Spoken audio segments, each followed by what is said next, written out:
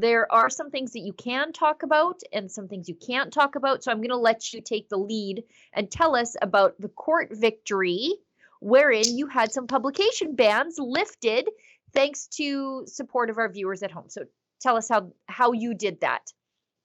Well, many of our viewers and many people in general, especially if you live in British Columbia, are aware of the name Jonathan Yaniv, the menace to society, a rabid trans activist who now goes by Jessica Serenity Simpson. And we have Serenity. and The poor Jessica irony Simpson. there. Yeah, Well, right. and poor pop star Jessica Simpson, Yeah. If you don't know, we have a special website called yanivtrial.com. But this individual has gotten away. You and I would be locked up for good if we'd done some of the stuff and then some. I mean, whether it's sexually inappropriate with minors, whether it's brandishing an illegal weapon for millions to see on a very popular YouTube channel, Blair White, whether it's bodily harm to billboard or threatening bodily harm, like the list goes on. So smacking David Menzies. Let's not like assaulting David Menzies, attacking Kian Bexty, charging at me. Thankfully, I had security with me. Being menacing towards you. Like the idea that this person is just trying to sick a dog on you. Exactly. A service dog, which I'll let you go on. Sorry.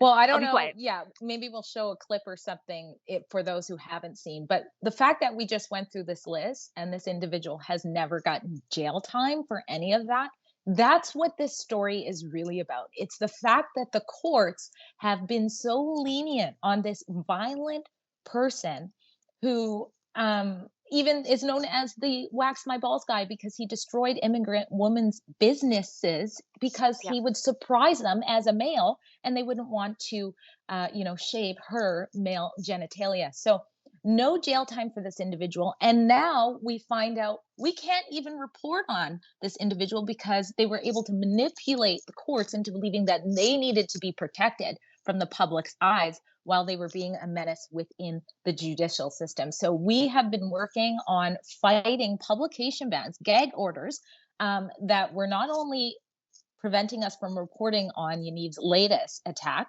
on a autistic journalist named Donald Smith, but preventing us from pointing out what's actually happening in the court system. When you say, hey, I'm a victim of transphobia, it seems as though all justice goes out the window. So finally, that is starting to come to an end. So I want people to really grasp how important that is. We got a judge in 2024 to remove the publication ban, the order saying, hey, you have to refer to this person as X instead of Jessica Simpson, and sealing everything that was in the courts in this most recent case that I'm going to be reporting on, sealing that all because the person is claiming that their life is at risk for things like transphobia. And we actually got a judge today in Left Coast, or not today, 2 days ago, in Left Coast, BC, to say, no, this is not okay.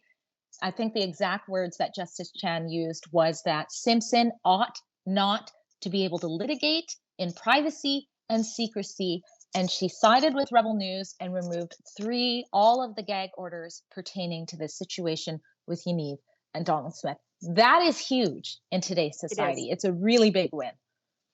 It's a huge win, and only to be done by Rebel News.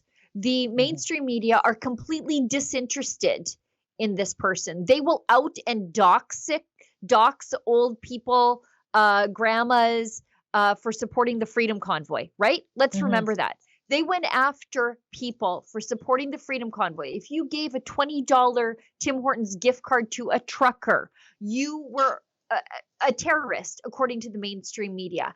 But they turned a complete and total blind eye to this walking crime spree menace, violent individual, simply because of that person's adopted identity.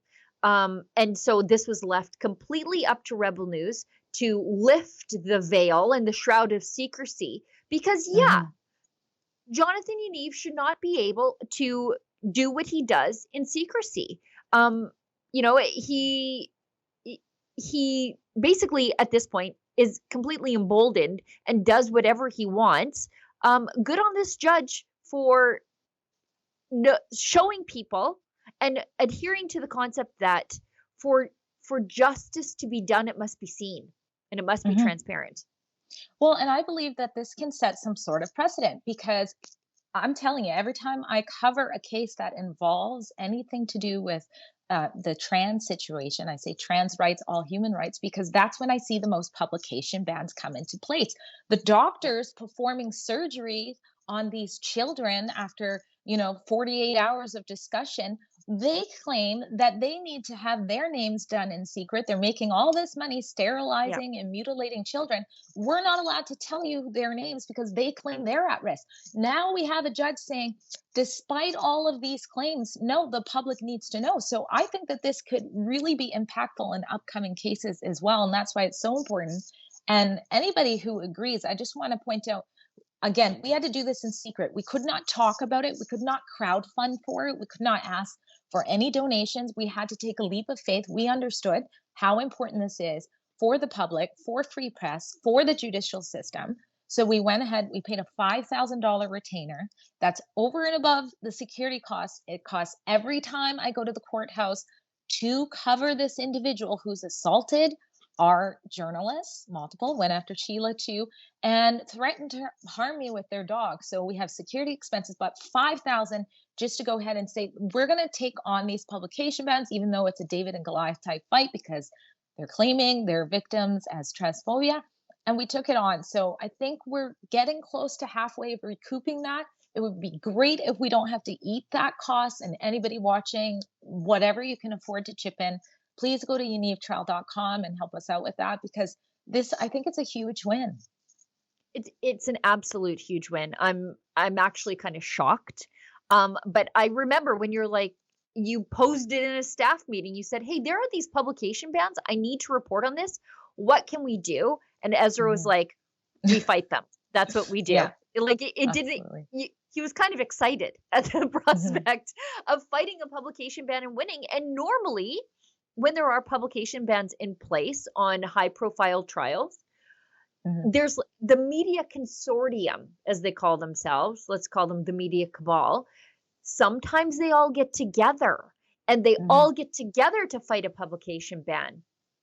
That didn't happen this time. They mhm. didn't want anybody to know anything about this. This is all up to you. And this is all something that you did behind the scenes with the lawyers to try to get this done. So hats off to you for working hard for transparency. And I just want to say a couple of other things. So what am I doing now?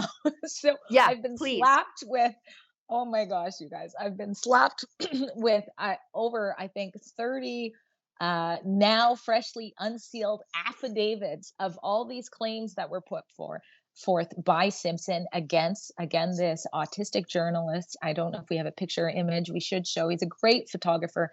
His name is Donald Smith, and Donald Smith has spent 39 days in jail. I believe it was the year 2019 and then carried over to 2020. 2000 or 39 days in jail because of claims from Yaniv that Smith had been criminally harassing Yaniv. And so 39 days in jail. And then he still gets arrested. So after that happened, Donald has always said, I did not do those online claims. Those are not me. The belief is perhaps this could be Simpson that's going ahead and making up these fake accounts. Actually, I shared with you guys an example of where I say that's possible. Simpson did that for me. If you want to show that tweet, I can't say for sure, but if you know anything and you follow Simpson, I put the link in the chat. But anyways, there's a fake Twitter account that went up in my name, mentioning picking cotton and tampons. This is the type of language Yaniv really does often. He's racist as well. So, Yeah. but anyways, my point is Donald keeps getting these attacks now that he's trying to move on with his life, saying, I was innocent. I never should have been jailed. This was just an attack with Yaniv. Simpson has gone to the BC courts, and that's what I'm going through, and try to get him back in prison for the same thing. This time, Justice Chan said, you know what? I'm not buying it.